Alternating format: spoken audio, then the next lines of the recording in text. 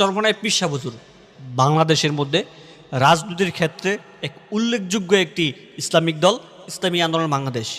আর তারা পীর মুরিদি দিক থেকে বাংলাদেশের মধ্যে উল্লেখযোগ্য একজন হক্কানি এবং যোগ্য একজন পীর সাহেব হুজুর চরমনাই। দর্শক, এই পীর সাহেব হুজুর চরমনাইকে নিয়ে বিভিন্ন ওলামা একরামদের বড় বড় আকাবিরদের মন্তব্য কি তা আপনাদেরকে এই ভিডিওতে আমি তুলে ধরবো। দর্শক, বাংলাদেশের মধ্যে বর্তমানে যাদেরকে মুরব্বী ওলামা একরাম তাদেরকে ধরা হয়, যারা বর্তমানে বাংলাদেশের মুরব্বী আছে, অধিকাংশদের মতে পীর সাহেব হুজুর চরমনাই কেমন, তার রাজনৈতিক অবস্থান কেমন, তার পিরালিগিরির অবস্থান কেমন, কতটুকু গ্রহণযোগ্যতা, এগুলো ইসলামের জন্য কতটুকু কার্যকর, তা কিন্তু আপনাদেরকে এই ভিডিওতে আমি আপনাদের সামনে তুলে ধরবো। দর্শক, একদল সর্বাবস্থায় পীর সাহেব হুজুর চরমনাইয়ের বিরুদ্ধে, ইসলামী আন্দোলন বাংলাদেশের বিরুদ্ধে সর্বাবস্থা কিন্তু লেগে আছে। কীভাবে ইসলামী আন্দোলন বাংলাদেশকে ঘায়েল করা যায়, এরকম মন মানসিকতার মানুষ কিন্তু বাংলাদেশে অভাব নেই। দর্শক, চলুন